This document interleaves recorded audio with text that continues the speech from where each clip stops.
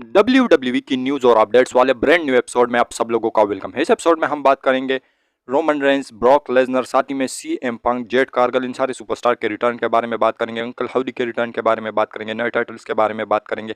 साथ ही में रॉ की रेटिंग्स भी कवर करेंगे और भी अच्छी ऐसी चीजें हैं। तो वीडियो काफी इंटरेस्टिंग होने वाली है, एंड तक देखिए। अगर पसंद आए तो वीडियो को लाइक करें, शेयर करें और फर्स्ट टाइम विजिटर चैनल को जरूर से सब्सक्राइब करें। तो इंट्रो के बाद विदाउट वेस्टिंग ज्यादा time, let's begin this video.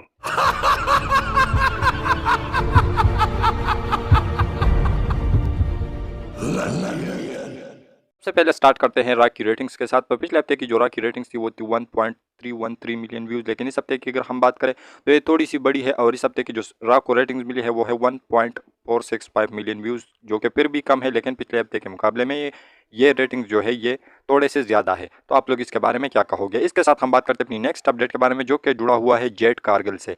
तो जेट कारगिल के बारे में मैंने आप लोगों को अपडेट्स लगातार दिए हैं कि वो WWE के अंदर आ सकती है, या उन्होंने जो है WWE का परफॉर्मेंस सेंटर जो है वो ज्वाइन कर लिया है। तो अब शाम को जो है एक अपडेट निकल के सामने आई स्पेन वालों की तरफ से, जिसमें उन्होंने बताया कि जो जेट कारगिल है उन्होंने WWE के साथ एक मल्टी ईयर जो डील है वो साइन कर ली है। और उसके बाद जो है WWE की तरफ से ऑफिशियली ये बात निकल के सामने आई है कि जेट कारगिल को WWE ने साइन किया है। ट्रिपल एच ने भी इसके ऊपर रिएक्ट किया है कि उन्होंने एक multi talent superstar jet Kargil को साइन कर लिया है।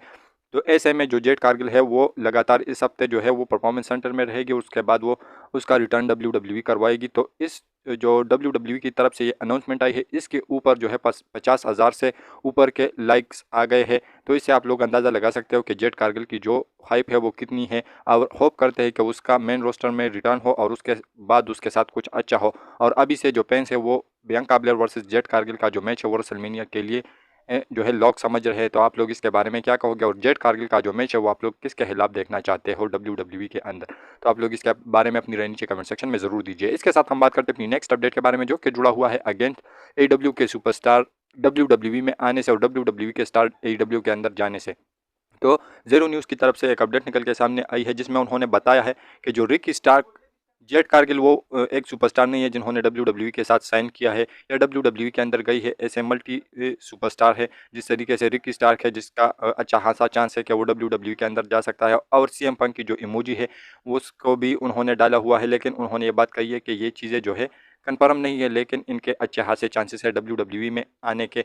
और साथ ही में ये भी बात एक अपडेट के थ्रू हमें पता चली है, जिसमें बताया गया है कि जो Dolph Ziggler, Mustafa Ali, Shelton Benjamin जैसे बड़े बड़े स्टार्स हैं ये AEW के अंदर जा सकते हैं दिसंबर या नवंबर के आसपास। इन ये जो बड़े स्टार्स है आप लोगों को AEW कंपनी के अंदर देखने को मिलेंगे। और मार्क हेनरी ने भी इसके ऊपर जो है इंटरव्यू में ये बात कही है कि जो डॉल्फ जिगलर सुपरस्टार है, इस ये जो AEW कंपनी है इसकी टॉप विश में जो है इस समय डॉल्फ जिगलर है कि उसको साइन करे AEW कंपनी के अंदर। तो ऐसे में Dolph Ziggler, Mustafa Ali, Shelton Benjamin जैसे स्टार या मैट रिडल हुआ, तो ऐसे स्टार्स जो है उसके अच्छे खासे चांसेस है कि वो AEW के अंदर जा सकते हैं। तो आप लोग इसके बारे में क्या कहोगे? इसके साथ हम बात करते हैं अपनी नेक्स्ट अपडेट के बारे में, जो कि जुड़ा हुआ है टैग टीम टाइटल से। तो जिस तरीके से मैंने आप लोगों को हर अपडेट जो है वो दी है टाइटल्स को लेके, तो ऐसे में अब एक अपडेट निकल के सामने आई है जिसमें बताया जा रहा है कि जो अनडिस्प्यूटेड टैग टीम टाइटल्स है उसको स्प्लिट किया जाएगा, और उसके बाद एक सीट जो है वो स्मैकडाउन पर चली जाएगी और एक सीट रह जाएगी मंडे नाइट रॉ के ऊपर।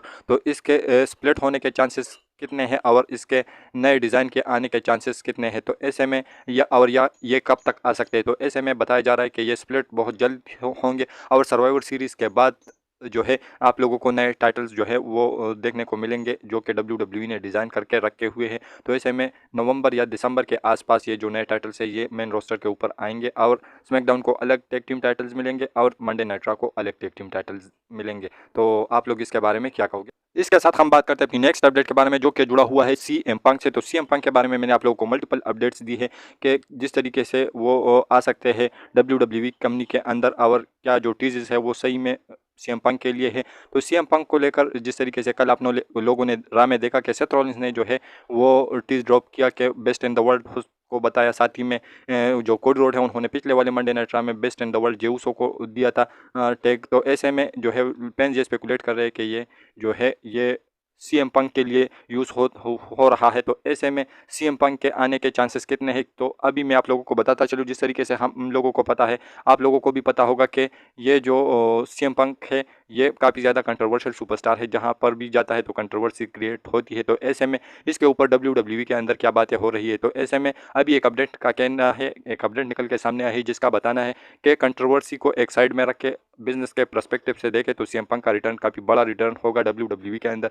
तो ऐसे में वो जो कंट्रोवर्शियल जो टैग जुड़ा हुआ था सीएम पंक के साथ, तो उसका जो है कोई लेना देना नहीं है सीएम पंक के रिटर्न को लेकर के वो WWE के अंदर आ सकते हैं या नहीं आ सकते। तो अब जो है WWE बिजनेस पर्सपेक्टिव से सोच रही है, और बिजनेस पर्सपेक्टिव से जो सीएम पंक है वो WWE के लिए काफ़ी प्रॉफिटेबल जो है साबित हो सकते हैं। तो ऐसे में सीएम पंक का रिटर्न पक्का है कि वो WWE के अंदर आएंगे, लेकिन देखना यह होगा कि कब तक वो वापस आ सकते हैं। तो आप लोग इसके बारे में क्या कहोगे? इसके साथ हम बात करते हैं अपनी नेक्स्ट अपडेट के बारे में, जो कि जुड़ा हुआ है ब्लड लाइन से।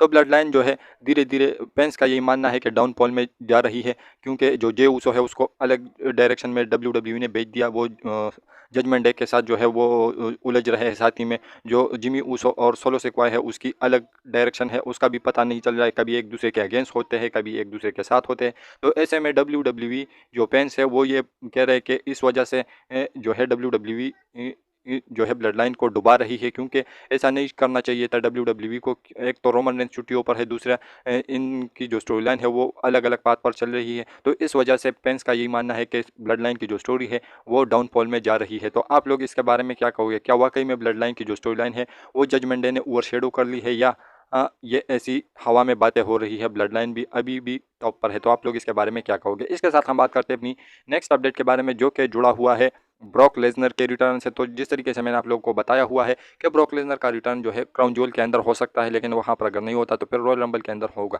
तो अभी एक अपडेट निकल के सामने आई है जिसमें उसका आना है कि जो ब्रॉक लेजनर है वो क्राउन ज्वेल के लिए अभी से तो शेड्यूल नहीं है, लेकिन बताया ऐसा जा रहा है इस अपडेट्स के अकॉर्डिंग के जो ब्रॉक लेजनर है उसके लिए क्राउन ज्वेल में कोई प्लान नहीं है, और ना ही उसके रिटर्न को डिस्कस किया जा रहा है क्राउन ज्वेल के लिए। तो ऐसे में अगर वहीं पर उसका रिटर्न नहीं हुआ तो फिर आप लोगों को सीधा उसका रिटर्न है वो रॉयल रंबल के आसपास जनवरी के मंथ में देखने को मिलेगा।